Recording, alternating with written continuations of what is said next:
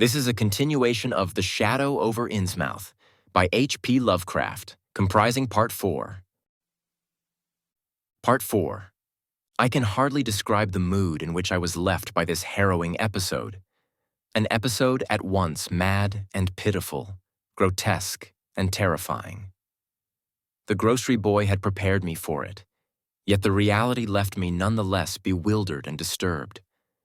Puerile though the story was, old Zadok's insane earnestness and horror had communicated to me a mounting unrest, which joined with my earlier sense of loathing for the town and its blight of intangible shadow. The hour had grown perilously late. My watch said 7:15, and the Arkham bus left town square at 8. So I tried to give my thoughts as neutral and practical a cast as possible. Meanwhile, walking rapidly through the deserted streets of gaping roofs and leaning houses toward the hotel where I had checked my valise and would find my bus. Studying the grocery youth's map and seeking a route I had not traversed before, I chose Marsh Street instead of State for my approach to Town Square.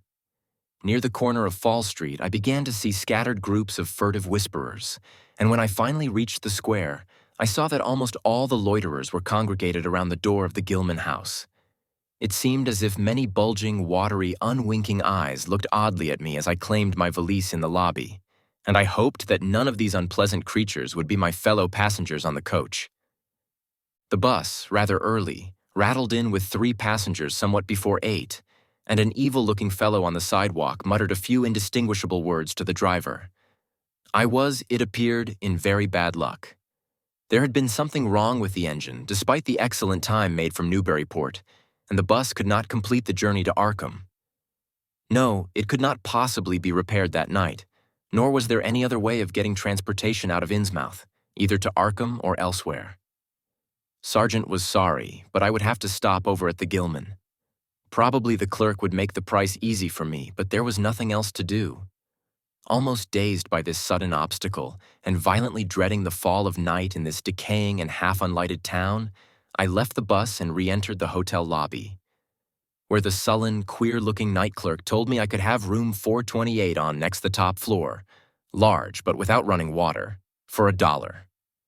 Despite what I'd heard of this hotel in Newburyport, I signed the register, paid my $1, let the clerk take my valise, and followed that sour, solitary attendant up 3 creaking flights of stairs past dusty corridors which seemed wholly devoid of life. My room, a dismal rear one with 2 windows and bare, cheap furnishings, overlooked a dingy courtyard otherwise hemmed in by low, deserted brick blocks, and commanded a view of decrepit, westward-stretching roofs with a marshy countryside beyond. At the end of the corridor was a bathroom, a discouraging relique with ancient marble bowl, tin tub, faint electric light, and musty wooden paneling around all the plumbing fixtures. As twilight deepened, I turned on the one feeble electric bulb over the cheap, iron-framed bed and tried as best I could to read. I felt it advisable to keep my mind wholesomely occupied, for it would not do to brood over the abnormalities of this ancient, blight-shadowed town while I was still within its borders. The insane yarn I had heard from the aged drunkard did not promise very pleasant dreams, and I felt I must keep the image of his wild, watery eyes as far as possible from my imagination. Another thing that disturbed me was the absence of a bolt on the door of my room. One had been there, as marks clearly showed, but there were signs of recent removal. No doubt it had become out of order, like so many other things in this decrepit edifice. In my nervousness, I looked around and discovered a bolt on the clothes press which seemed to be of the same size, judging from the marks, as the one formerly on the door. To gain a partial relief from the general tension, I busied myself by transferring this hardware to the vacant place with the aid of a handy 3-in-1 device, including a screwdriver which I kept on my keyring. The bolt fitted perfectly, and I was somewhat relieved when I knew that I could shoot it firmly upon retiring. There were adequate bolts on the 2 lateral doors to connecting rooms, and these I proceeded to fasten. I did not undress, but decided to read till I was sleepy and then lie down with only my coat, collar, and shoes off. Taking a pocket flashlight from my valise, I placed it in my trousers so that I could read my watch if I woke up later in the dark.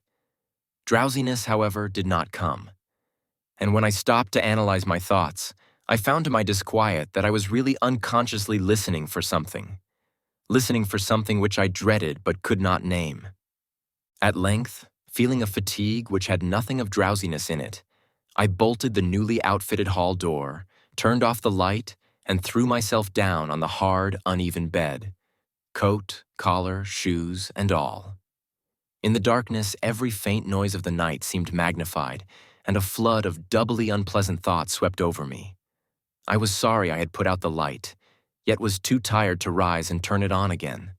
Then, after a long, dreary interval, and prefaced by a fresh creaking of stairs and corridor, there came that soft, damnably unmistakable sound, which seemed like a malign fulfillment of all my apprehensions.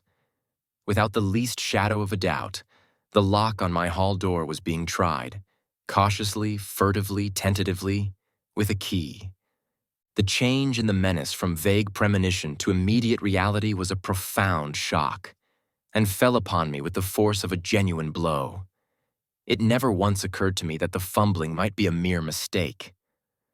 Malign purpose was all I could think of, and I kept deathly quiet, awaiting the would-be intruder's next move.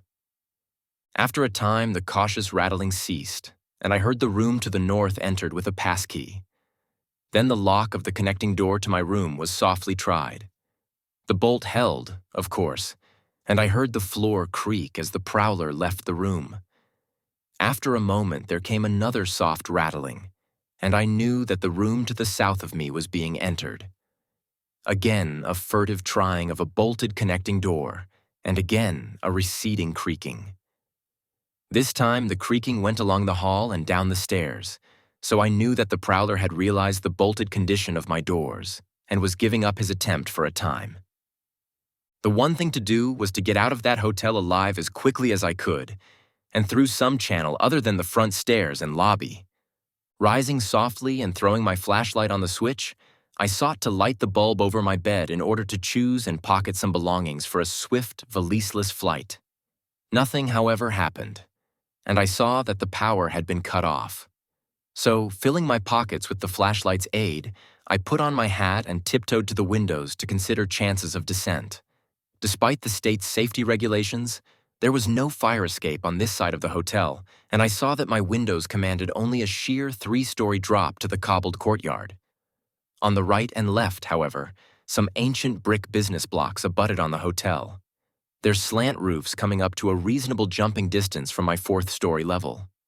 To reach either of these lines of buildings, I would have to be in a room 2 doors from my own, in one case on the north and in the other case on the south, and my mind instantly set to work calculating what chances I had of making the transfer. First, I reinforced my own outer door by pushing the bureau against it, little by little, in order to make a minimum of sound. Then, gathering from the grocery boy's map that the best route out of town was southward, I glanced first at the connecting door on the south side of the room. It was designed to open in my direction. Hence, I saw, after drawing the bolt and finding other fastenings in place, it was not a favorable one for forcing. Accordingly, abandoning it as a route, I cautiously moved the bedstead against it to hamper any attack which might be made on it later from the next room. The door on the north was hung to open away from me, and this, though a test proved it to be locked or bolted from the other side, I knew must be my route. If I could gain the roofs of the buildings in Payne Street and descend successfully to the ground level, I might perhaps dart through the courtyard and the adjacent or opposite buildings to Washington or Bates, or else emerge in Payne and edge around southward into Washington. In any case, I would aim to strike Washington somehow and get quickly out of the town square region. My preference would be to avoid Payne, since the fire station there might be open all night. I was irresolutely speculating on when I had better attack the northward door, and on how I could least audibly manage it, when I noticed that the vague noises underfoot had given place to a fresh and heavier creaking of the stairs. A wavering flicker of light showed through my transom, and the boards of the corridor began to groan with a ponderous load. Muffled sounds of possible vocal origin approached, and at length a firm knock came at my outer door. For a moment I simply held my breath and waited. Eternities seemed to elapse, and the nauseous, fishy odor of my environment seemed to mount suddenly and spectacularly. Then the knocking was repeated, continuously, and with growing insistence. I knew that the time for action had come, and forthwith drew the bolt of the northward connecting door, bracing myself for the task of battering it open. The knocking waxed louder, and I hoped that its volume would cover the sound of my efforts. At last beginning my attempt, I lunged again and again at the thin paneling with my left shoulder, heedless of shock or pain. Finally, the connecting door gave, but with such a crash that I knew those outside must have heard. Instantly, the outside knocking became a violent battering, while keys sounded ominously in the hall doors of the rooms on both sides of me. Rushing through the newly opened connection, I succeeded in bolting the northerly hall door before the lock could be turned. But even as I did so, I heard the hall door of the third room, the one from whose window I had hoped to reach the roof below, being tried with a passkey. For an instant, I felt absolute despair, since my trapping in a chamber with no window egress seemed complete. Then, with a dazed automatism, I made for the next connecting door and performed the blind motion of pushing at it in an effort to get through. Sheer fortunate chance gave me my reprieve, for the connecting door before me was not only unlocked but actually ajar. In a second, I was through, and had my right knee and shoulder against a hall door which was visibly opening inward. My pressure took the opener off guard, for the thing shut as I pushed, so that I could slip the well-conditioned bolt as I had done with the other door. As I gained this respite, I heard the battering at the two other doors abate, while a confused clatter came from the connecting door I had shielded with the bedstead. Evidently, the bulk of my assailants had entered the southerly room and were massing in a lateral attack. But at the same moment, a passkey sounded in the next door to the north, and I knew that a nearer peril was at hand. The northward connecting door was wide open, but there was no time to think about checking the already turning lock in the hall. All I could do was to shut and bolt the open connecting door, as well as its mate on the opposite side, pushing a bedstead against the one and a bureau against the other, and moving a washstand in front of the hall door. I must, I saw, trust to such makeshift barriers to shield me till I could get out the window and on the roof of the Payne Street block. But even in this acute moment, my chief horror was something apart from the immediate weakness of my defenses. I was shuddering because not one of my pursuers, despite some hideous pantings, gruntings, and subdued barkings at odd intervals, was uttering an intelligible vocal sound. As I moved the furniture and rushed toward the windows, I heard a frightful scurrying along the corridor toward the room north of me, and perceived that the southward battering had ceased. Plainly, most of my opponents were about to concentrate against the feeble connecting door which they knew must open directly on me. Outside, the moon played on the ridgepole of the block below, and I saw that the jump would be desperately hazardous because of the steep surface on which I must land. The clatter at the northerly connecting door was now terrific, and I saw that the weak paneling was beginning to splinter. Obviously, the besiegers had brought some ponderous object into play as a battering ram. The bedstead, however, still held firm, so that I had at least a faint chance of making good my escape. As I opened the window, I noticed that it was flanked by heavy velour draperies suspended from a pole by brass rings, and also that there was a large projecting catch for the shutters on the exterior. Seeing a possible means of avoiding the dangerous jump, I yanked at the hangings and brought them down, pole and all, then quickly hooking two of the rings in the shutter catch and flinging the drapery outside. The heavy folds reached fully to the abutting roof, and I saw that the rings and catch would be likely to bear my weight. So, climbing out of the window and down the improvised rope ladder, I left behind me forever the morbid and horror-infested fabric of the Gilman house.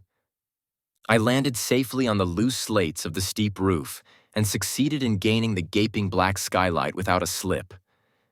The place inside was ghoulish-looking, but I was past minding such impressions and made at once for the staircase revealed by my flashlight.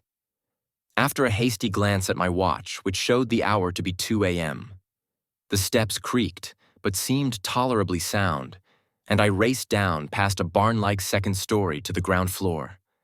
The desolation was complete, and only echoes answered my footfalls. The hallway inside was black, and when I reached the opposite end, I saw that the street door was wedged immovably shut. Resolved to try another building, I groped my way toward the courtyard, but stopped short when close to the doorway. For out of an open door in the Gilman house, a large crowd of doubtful shapes was pouring, lanterns bobbing in the darkness, and horrible croaking voices exchanging low cries in what was certainly not English. Their features were indistinguishable, but their crouching, shambling gait was abominably repellent. And worst of all, I perceived that one figure was strangely robed and unmistakably surmounted by a tall tiara of a design altogether too familiar.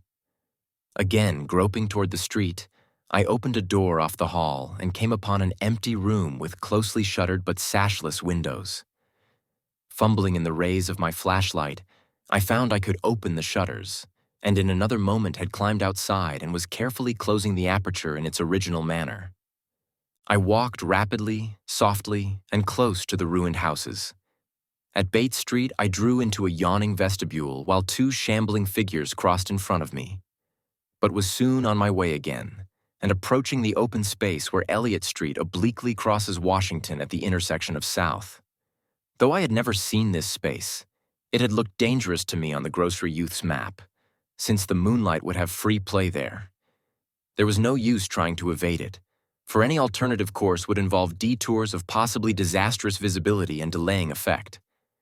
The only thing to do was to cross it boldly and openly, imitating the typical shamble of the Innsmouth folk as best I could, and trusting that no one, or at least no pursuer of mine, would be there.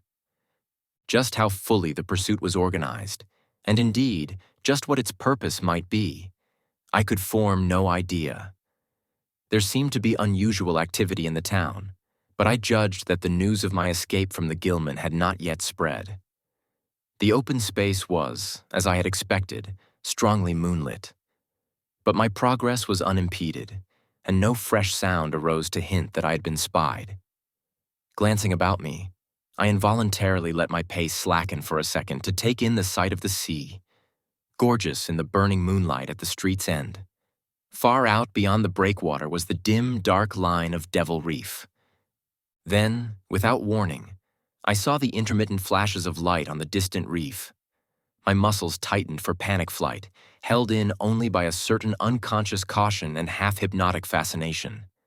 And to make matters worse, there now flashed forth from the lofty cupola of the Gilman house, which loomed up to the northeast behind me, a series of analogous though differently spaced gleams, which could be nothing less than an answering signal.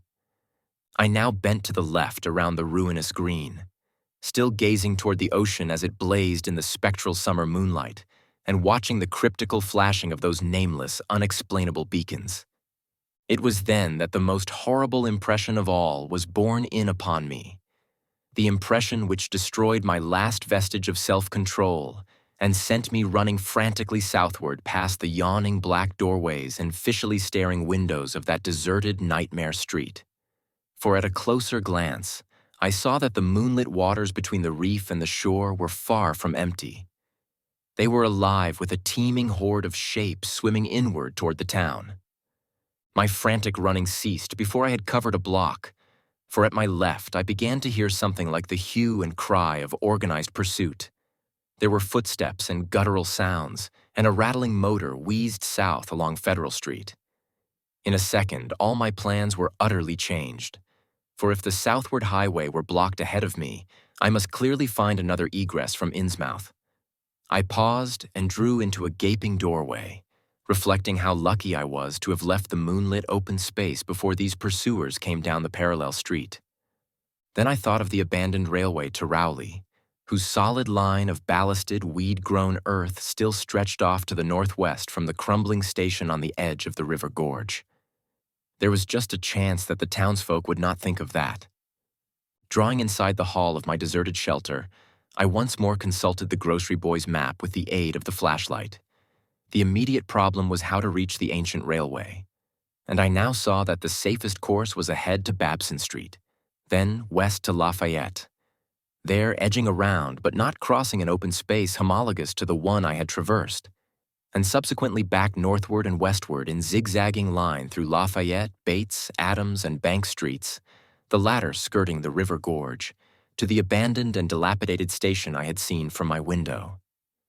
My reason for going ahead to Babson was that I wished neither to recross the earlier open space nor to begin my westward course along a cross street as broad as south. I crossed the street to the right-hand side in order to edge around into Babson as inconspicuously as possible.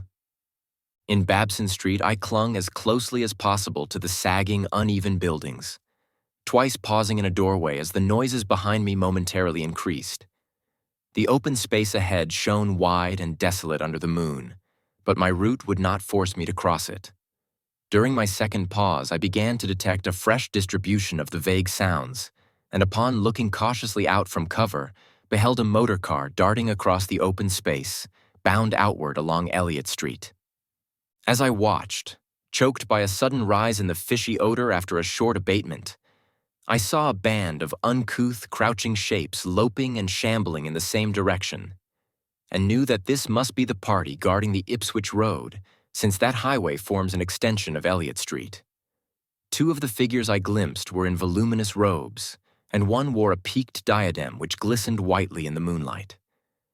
The gait of this figure was so odd that it sent a chill through me, for it seemed to me the creature was almost hopping. When the last of the band was out of sight, I resumed my progress, darting around the corner into Lafayette Street and crossing Elliott very hurriedly lest stragglers of the party be still advancing along that thoroughfare. I did hear some croaking and clattering sounds far off toward Town Square, but accomplished the passage without disaster. My greatest dread was in recrossing broad and moonlit South Street, with its seaward view, and I had to nerve myself for the ordeal. Someone might easily be looking, and possible Elliott Street stragglers could not fail to glimpse me from either of 2 points. At the last moment, I decided I'd better slacken my trot and make the crossing as before in the shambling gait of an average Innsmouth native. I had not quite crossed the street when I heard a muttering band advancing along Washington from the north. As they reached the broad open space where I had had my first disquieting glimpse of the moonlit water, I could see them plainly only a block away, and was horrified by the bestial abnormality of their faces and the dog-like subhumanness of their crouching gait. One man moved in a positively simian way, with long arms frequently touching the ground, while another figure, robed and tiara'd, seemed to progress in an almost hopping fashion. I judged this party to be the one I'd seen in the Gilman's courtyard, the one therefore most closely on my trail. As some of the figures turned to look in my direction, I was transfixed with fright, yet managed to preserve the casual, shambling gait I had assumed. To this day, I do not know whether they saw me or not. If they did, my stratagem must have deceived them, for they passed on across the moonlit space without varying their course, meanwhile croaking and jabbering in some hateful guttural patois I could not identify. Once more in shadow, I resumed my former dog trot past the leaning and decrepit houses that stared blankly into the night. Having crossed to the western sidewalk, I rounded the nearest corner into Bates Street, where I kept close to the buildings on the southern side.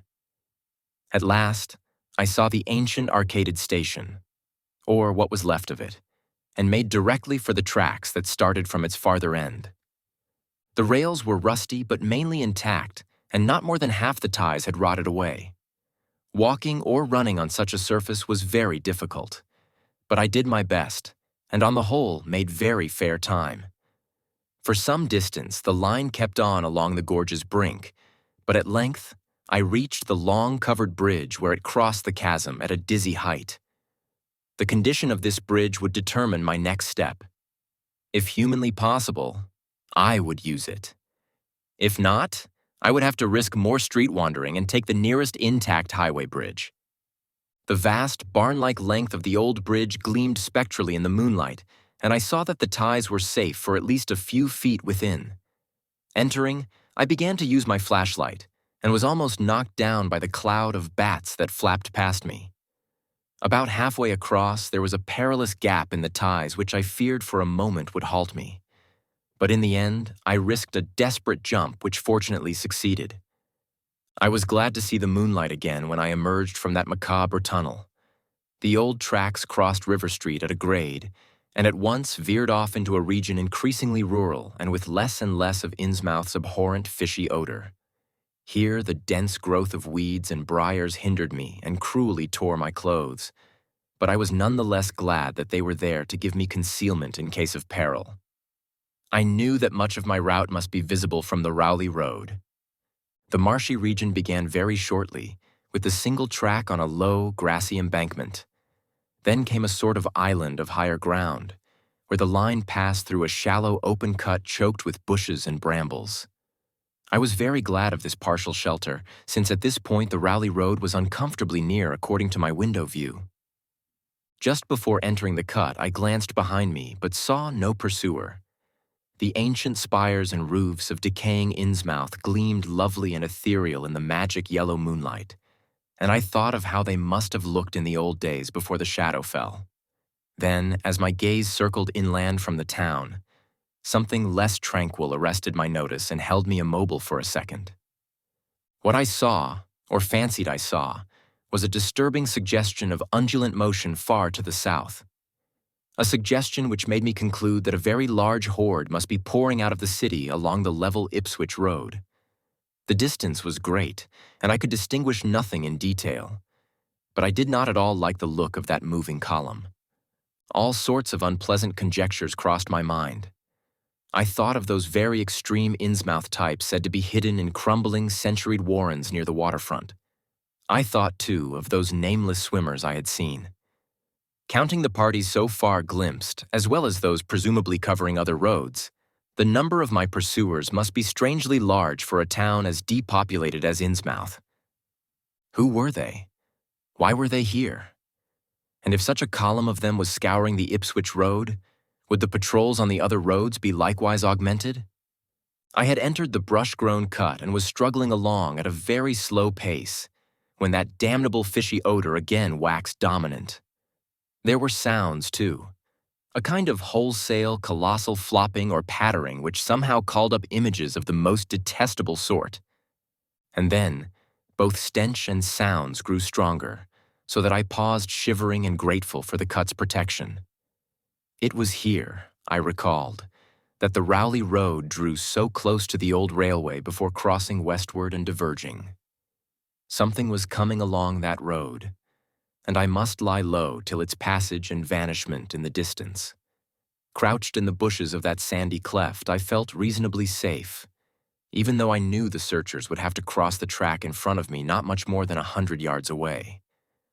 I would be able to see them, but they could not, except by a malign miracle, see me. All at once, I began dreading to look at them as they passed. I saw the close moonlit space where they would surge by, and had curious thoughts about the irredeemable pollution of that space.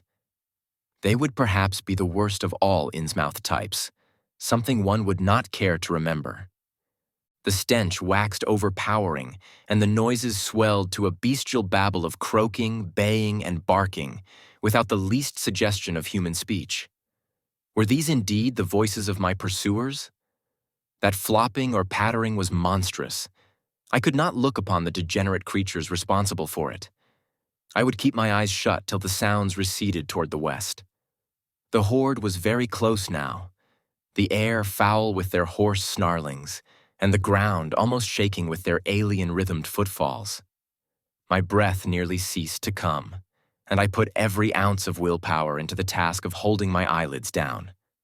And I am not even yet willing to say whether what followed was a hideous actuality or only a nightmare hallucination. The later action of the government, after my frantic appeals, would tend to confirm it as a monstrous truth. But could not an hallucination have been repeated under the quasi-hypnotic spell of that ancient, haunted, and shadowed town? But I must try to tell what I thought I saw that night under the mocking yellow moon, saw surging and hopping down the Rowley Road in plain sight in front of me, as I crouched among the wild brambles of that desolate railway cut. Of course, my resolution to keep my eyes shut had failed. It was foredoomed to failure. For who could crouch blindly while a legion of croaking, baying entities of unknown source flopped noisomely past, scarcely more than 100 yards away? For I knew that a long section of them must be plainly in sight where the sides of the cut flattened out and the road crossed the track, and I could no longer keep myself from sampling whatever horror that leering yellow moon might have to show. It was the end, for whatever remains to me of life on the surface of this earth, of every vestige of mental peace and confidence in the integrity of nature and of the human mind. Can it be possible that this planet has actually spawned such things? That human eyes have truly seen, as objective flesh, what man has hitherto known only in febrile fantasy and tenuous legend? And yet I saw them in a limitless stream, flopping, hopping, croaking, bleating, surging inhumanly through the spectral moonlight in a grotesque, malignant saraband of fantastic nightmare. And some of them had tall tiaras of that nameless whitish gold metal, and some were strangely robed. And one, who led the way, was clad in a ghoulishly humped black coat and striped trousers, and had a man's felt hat perched on the shapeless thing that answered for a head. I think their predominant color was a grayish-green, though they had white bellies. They were mostly shiny and slippery, but the ridges of their backs were scaly. Their forms vaguely suggested the anthropoid, while their heads were the heads of fish, with prodigious bulging eyes that never closed. At the sides of their necks were palpitating gills, and their long paws were webbed. They hopped irregularly, sometimes on 2 legs and sometimes on 4. I was somehow glad that they had no more than 4 limbs. Their croaking, baying voices, clearly used for articulate speech, held all the dark shades of expression which their staring faces lacked. But for all of their monstrousness, they were not unfamiliar to me. I knew too well what they must be, for was not the memory of that evil tiara at Newburyport still fresh? They were the blasphemous fish frogs of the nameless design, living and horrible. And as I saw them, I knew also of what that humped, tiaraed priest in the black church basement had so fearsomely reminded me. Their number was past guessing. It seemed to me that there were limitless swarms of them, and certainly my momentary glimpse could have shown only the least fraction.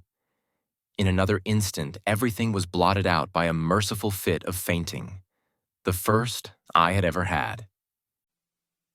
This concludes the 3rd part of 4 total of The Shadow over Innsmouth by H.P. Lovecraft, produced by Best Audiobooks for free.